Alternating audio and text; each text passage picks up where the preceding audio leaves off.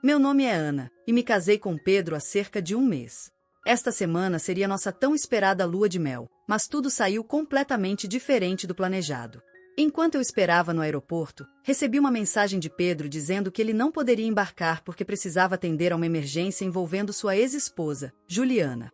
Pedro é extremamente focado no trabalho. No dia da viagem, ele havia marcado uma reunião com um cliente importante e pediu que eu fosse ao aeroporto sozinha, prometendo me encontrar lá depois. Eu já estava irritada, pois acreditava que ele poderia ter remarcado esse compromisso. Mesmo contrariada, fui ao aeroporto. Quando ele avisou que não poderia viajar por conta da emergência, perdi a paciência. Decidi mudar meus planos na hora, comprei uma passagem para outro destino e fui visitar minha irmã, Laura. Não respondi às mensagens ou desculpas de Pedro. Nos dias seguintes, ele tentou se justificar, mas a situação só aumentou minha frustração. Em vez de estar comigo, ele escolheu ajudar Juliana, o que foi difícil de aceitar. Ao chegar à casa de Laura, contei tudo a ela. Para me distrair, ela sugeriu irmos a uma boate, onde dançamos e tiramos algumas fotos. Em um momento de impulso, enviei as fotos para Pedro, querendo que ele se sentisse culpado. A resposta dele foi contar tudo para nossas famílias, o que gerou ainda mais críticas. Agora, ambos os lados me acusam de ser insensível à emergência. Para mim, o mais difícil foi ver Pedro não priorizar nossa lua de mel, algo que deveria ser especial para nós. Juliana ligou para ele dizendo que havia torcido o tornozelo. Como os pais dela moram longe, ela pediu ajuda a Pedro. No entanto, acredito que ela poderia ter procurado outra pessoa, como amigos ou conhecidos próximos. Ele foi o único a levá-la ao pronto-socorro, mesmo sabendo quanto isso prejudicaria nossa viagem. Mais tarde, Pedro me enviou mensagens explicando o que aconteceu, mas isso só me deixou mais irritada. Ele não só colocou Juliana à frente da nossa lua de mel, como sequer me avisou diretamente. Apenas mandou uma mensagem breve dizendo que não iria viajar. Sinto que ele poderia ter pedido a algum amigo para ajudar Juliana, em vez de assumir essa responsabilidade. Ainda mais porque ele sabe como me sinto em relação a ela. Não é sobre ciúmes ou insegurança, mas sobre prioridades. Ele deveria ter colocado nossa lua de mel em primeiro lugar. Agora, muitos dizem que estou exagerando. No entanto, acho que Pedro errou ao não me priorizar. Expliquei a situação para minha família, e eles também estão chateados com ele. No momento, prefiro não falar com meus sogros, pois sei que o clima está pesado. Nos últimos dias, tenho sentido que Pedro começou a me tratar com desleixo. Na verdade, essa sensação começou antes mesmo do casamento. Desde que ficamos noivos, ele tem passado a maior parte do tempo focado no trabalho. Embora eu geralmente não me importe com a dedicação dele, a situação ficou exagerada, especialmente porque ele está obcecado por uma promoção. Chegou ao ponto de cogitar adiar nosso casamento para priorizar o trabalho, algo que não aceitei e sobre o qual fiz questão de impor meus limites. Mesmo assim, esse comportamento continuou, e tivemos várias brigas mesquinhas antes do casamento. Na época, eu tentava relevar, acreditando que era apenas uma fase que ele superaria.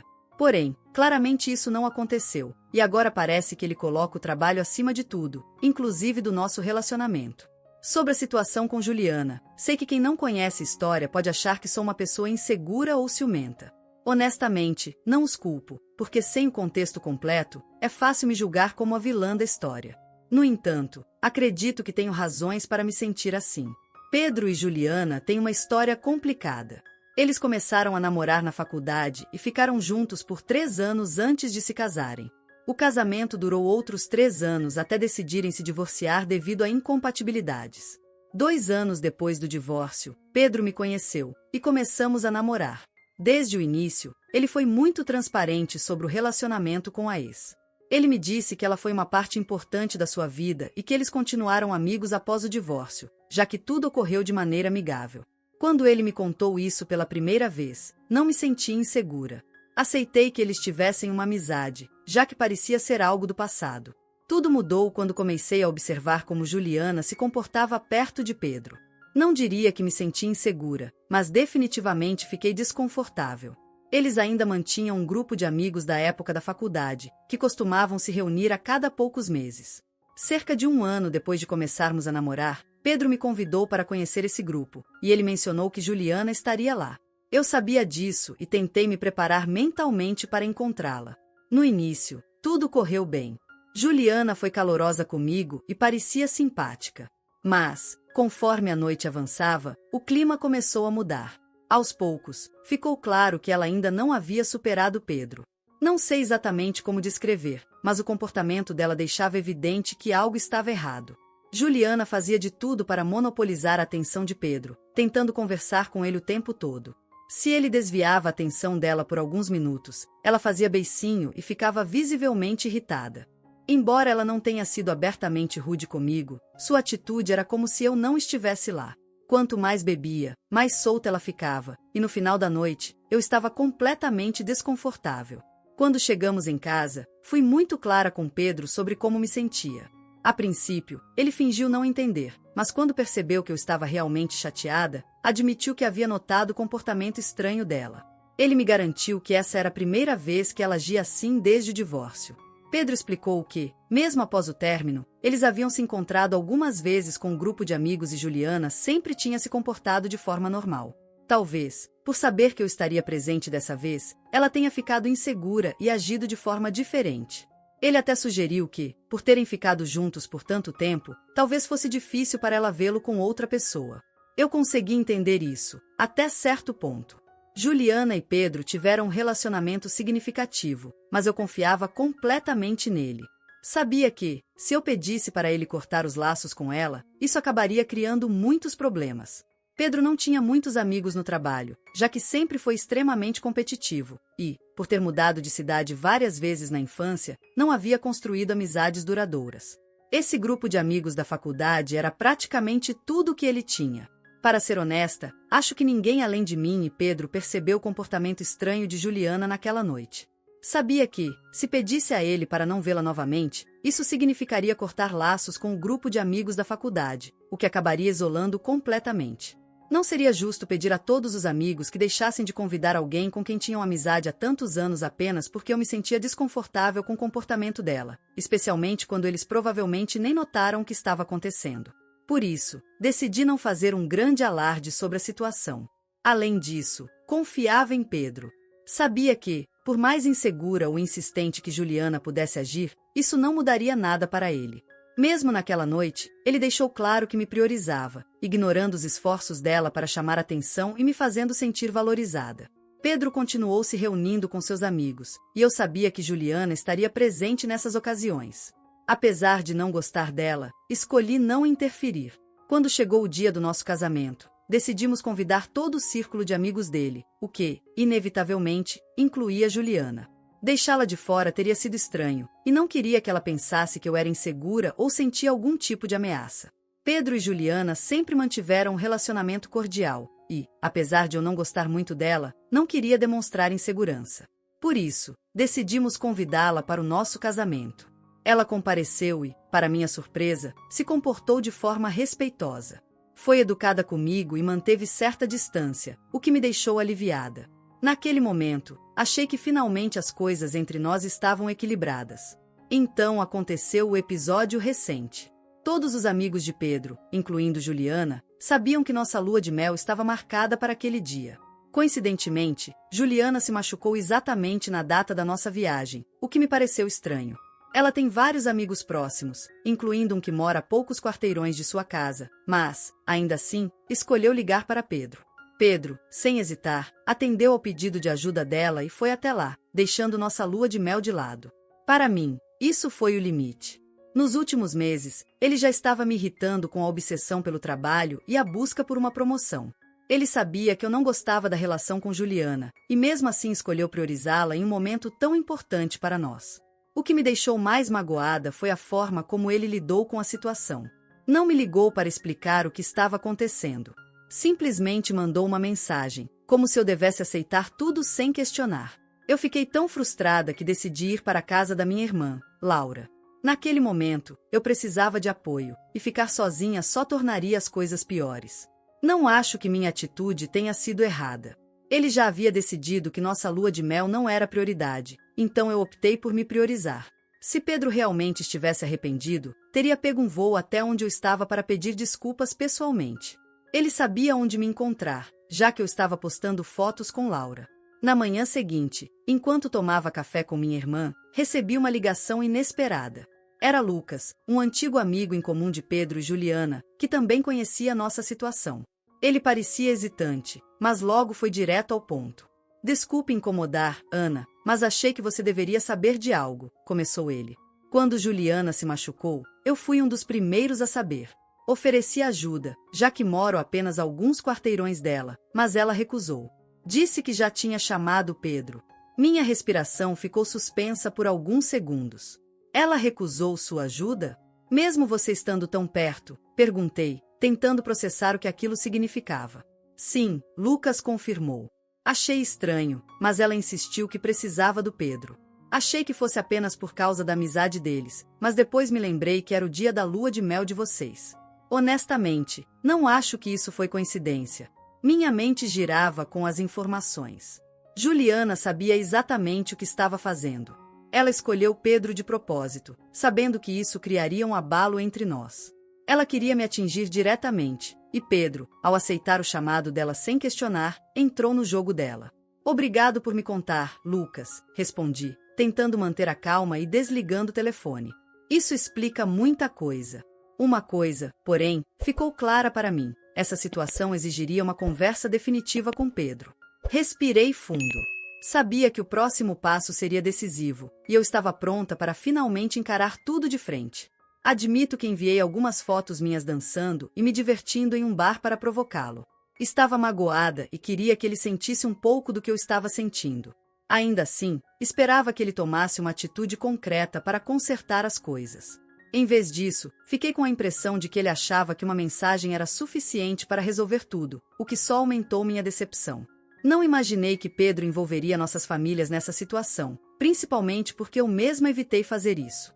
Depois de tudo, ele já havia me machucado ao priorizar a ex-esposa em vez de nossa lua de mel. Apesar disso, não fui reclamar com os pais dele, então não entendo por que ele sentiu a necessidade de agir dessa forma. Minha frustração aumentou, e minha irmã tem sido meu único apoio. Ela me defendeu incansavelmente, inclusive diante dos nossos pais, que agora entendem melhor a situação e reconhecem que talvez eu tenha razão. Inicialmente, eles ficaram frustrados comigo, mas não sabiam o que estava realmente acontecendo. Agora, eles compreendem os problemas que enfrento, tanto pelo excesso de trabalho de Pedro quanto pela relação dele com Juliana, que sempre foi um incômodo para mim. Desde que enviei as fotos para Pedro, ele parou de tentar se comunicar comigo. Apenas seus pais continuam mandando mensagens, insistindo para que eu fale com ele e peça desculpas pelo que chamaram de comportamento mesquinho. Pedro, no entanto, não disse uma palavra sequer. Decidi que voltarei para casa em alguns dias para conversar com ele pessoalmente, porque mensagens ou ligações não resolverão nada. Ainda me sinto magoada e frustrada, mas quero, ao menos, esclarecer tudo. Imagino que ele esteja chateado por causa das fotos, mas quero deixar claro que elas não eram comprometedoras. Estava em um bar com minha irmã, e a maioria das pessoas no fundo eram mulheres. Não houve nada de errado, apesar do que possam ter presumido. Entendo que Pedro possa ter se sentido incomodado, pois eu provavelmente teria a mesma reação no lugar dele. No entanto, o que ele parece não perceber é o motivo da minha mágoa. Se ele realmente entendesse, teria feito um esforço maior para se comunicar comigo de forma significativa, em vez de apenas mandar mensagens ou ligar. Isso não é suficiente, especialmente considerando a gravidade da situação. Se fosse uma viagem comum, talvez eu não estivesse tão abalada. Mas era nossa lua de mel, um momento importante para nós dois. É frustrante que Pedro não consiga enxergar isso. Ele pediu desculpas, mas de maneira superficial e pelo telefone, como se essa situação fosse trivial, e isso só aumentou minha insatisfação. Falei com alguns amigos sobre o ocorrido, e eles concordaram que minha reação foi compreensível, especialmente considerando que Pedro sabia como eu me sentia em relação a Juliana. Ele deveria ter me colocado em primeiro lugar. Até meus pais, agora cientes de toda a história, se desculparam por me julgarem no início e sugeriram que eu tentasse conversar com Pedro para salvar nosso casamento. O problema é que não sei se quero ser a primeira a ceder. Não acredito que sou a culpada nessa situação. Enviar as fotos pode ter sido impulsivo, mas Pedro foi igualmente mesquinho ao envolver nossas famílias, como se eu fosse uma adolescente precisando de uma lição. Isso só reforça a sensação de que ambos cometemos erros, mas ele ainda não entende o quanto suas escolhas me machucaram. Meus pais querem que o casamento dê certo, e eu também. Apesar de tudo, ainda amo Pedro. Porém, o amor por si só não basta. Preciso sentir que ele me respeita, valoriza minhas opiniões e reconhece o impacto das suas ações. Sem isso, não sei se consigo seguir em frente. Minha irmã sugere que eu fique mais alguns dias com ela até que Pedro tome a iniciativa de se desculpar, mas não sei se isso resolveria. Não quero ser mesquinha nem alimentar um clima de revanche. Estamos juntos há anos, e mesmo com os desafios, sempre conseguimos superar nossas dificuldades. Contudo, a falta de iniciativa dele agora me deixa insegura, como se ele tivesse desistido de tentar resolver as coisas. Evito falar com outros amigos ou familiares, porque sei que cada um terá sua opinião. No momento, só quero organizar meus pensamentos e decidir o que realmente quero para o futuro. Depois de tudo, parece que a responsabilidade de consertar nosso relacionamento recaiu completamente sobre mim. Isso não me parece justo. Ainda amo Pedro, mas preciso de mais do que amor. Preciso de respeito, esforço e consideração. Sem isso, será impossível seguir adiante. Se eu realmente quiser fazer esse casamento dar certo, sei que terei que engolir meu orgulho e tentar resolver. É por isso que decidi voltar para casa, na esperança de que possamos conversar e resolver a situação. Se isso não funcionar, sinceramente não sei o que esperar, porque a alternativa é algo que nem quero admitir. Hoje cedo, voltei para casa. Para minha surpresa, encontrei a porta trancada, e sabia que Pedro não estava no trabalho, pois ainda era por volta das 8h20 da manhã, e ele só costuma sair às 9h. Isso já parecia estranho. Quando entrei, fiquei ainda mais chocada ao perceber que a casa parecia não ser limpa há dias. Imediatamente comecei a ligar para Pedro, mas ele não atendia. Finalmente, por volta das 9h, ele atendeu. Quando disse que eu estava de volta e perguntei onde ele estava, ele apenas pediu para que eu esperasse, pois estava a caminho. Eu concordei, mas não consegui evitar o mau pressentimento sobre tudo isso. A ausência dele em casa só me fazia pensar que ele poderia estar com Juliana. Se isso fosse verdade, eu sabia que não haveria como continuar com nosso casamento. Mesmo assim, decidi ouvir o que ele tinha a dizer, tentando encontrar uma explicação mais razoável. Poucos minutos depois, Pedro chegou, e sem perder tempo, o confrontei. Perguntei diretamente onde ele esteve, e ele, sem rodeios, admitiu que estava com Juliana nos últimos dias, desde o dia do voo. Fiquei furiosa. Saber que ele passou quase uma semana com ela sem me dizer nada foi devastador. Era evidente que ele não me contou de propósito, porque sabia como isso me afetaria. Comecei a gritar, deixando claro o quanto estava chateada. Ele tentou se defender, dizendo que estava apenas ajudando, mas isso só piorava a situação. Quando perguntei se ele estava trabalhando, Pedro respondeu que estava fazendo home office na casa dela. Isso foi o suficiente para me tirar do sério.